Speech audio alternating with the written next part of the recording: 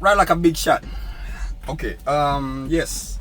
So in this video, if you watched the last video, I told you I'm going to tell you reasons why people quit early in the US, according to me.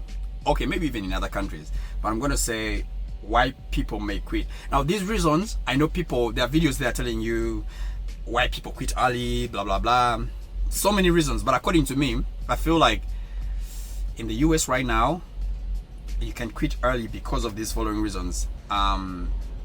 So in Sweden, throughout the time I was driving, I never got a ticket when I was driving the trucks. But it seems like here in the US, it's easier to get tickets. Plus, we drive through weigh stations a lot, and inspections and all that. In Sweden, I never drove through a weigh station. No.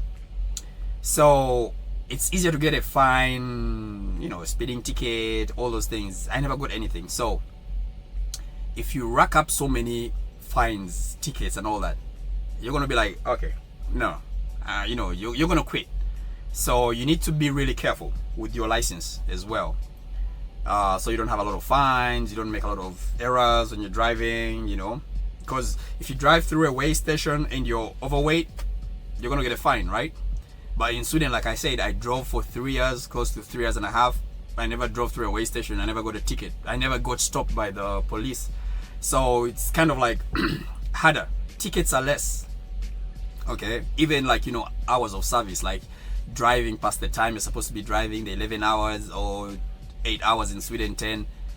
All those fines, I never got them. But in the US, if you go to an inspection station and then they find out you're having violations, ticket. So that's one reason you could end up quitting. Now, another reason is about, trucking. For me, I feel like a good trucker is like a good footballer. I was playing football before. You need to love driving, sitting for long hours. Okay, in the start, I used to drive for 4 hours, 5 hours before I could take a break. Now I can drive for 6 hours, even 7 hours before I take my break, because you have to take the break before the 8 hours. But right now I can push 7 hours easy. Okay, now if you cannot hold the steering wheel for more than 5 hours, driving at 65 miles per hour, then this is not the job for you. You're gonna get tired. Of course, someone will tell you, no, I'll go local, I will drive regional. But like California, Los Angeles, the area, which company is going to give you a job to drive through that traffic when you've just got your CDL? No, they're going to look for someone who's experienced, right? So most people, I've heard, you always start on the road, OTR, blah blah blah, experience, go local. Okay, that's how it is anyway. Most places they go over experience. So if you're not used to driving long hours, seated for so long, you don't think driving is like a hobby maybe, then trucking may not be the best choice for you as a profession. So you may feel like you need to quit if you find that sitting for so long is not your cup of cake. Okay, now another reason why I feel like people may decide to quit trucking very early is that family ties. When you're a truck driver, you're gonna miss your kids' birthdays, your wife's birthday, your brother's birthday, your friend is getting married, you're not gonna be there.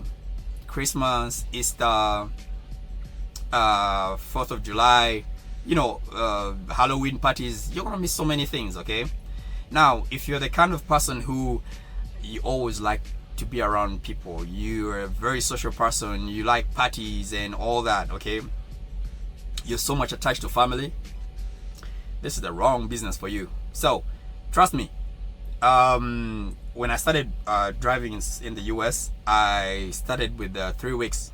3 weeks on the road, 3 days at home. Okay, so that means in a month, I'm away 3 weeks, I'm home 3 days only. Now I push to a month. I'm away for a month, I'm home 4 days. So basically, I'm home with people that care and I love for only 4 days. So take that out of a year, 12 months. Okay, you're home 4 days, every after each month. Count how many days you're at home. See how many things you're gonna miss. So if you're not ready to miss all those moments in your life, then trucking may not be your best option. Now I'm talking about truckers that want to be on the road. forget about the guys who do local, you know, you're home every day, you know, that's okay. But if you want to be on the road, okay, I'm talking about people that want to be on the road, you know, coast to coast, like what I'm doing, you then don't get into trucking. But if you want to be with your family and everything, but still you need to sacrifice, you start with over the road, get experience, maybe a year or 2 or 3, whatever it is that they want you, then you can go local, then you can have your family, you know, and all that. And then someone else will tell you that, hey, you know what, there's so many local jobs that are paying good than over the road. I agree with you. There's also someone who will tell you, oh no, on the road I get good money. So you decide what you want with your life. But if you are the kind of person who wants to do trucking on the road, being away like for many miles, and you want to be with your family, you need to think twice. Now, another reason that I feel like people quit trucking now in the US, even in Sweden as well, is the pay.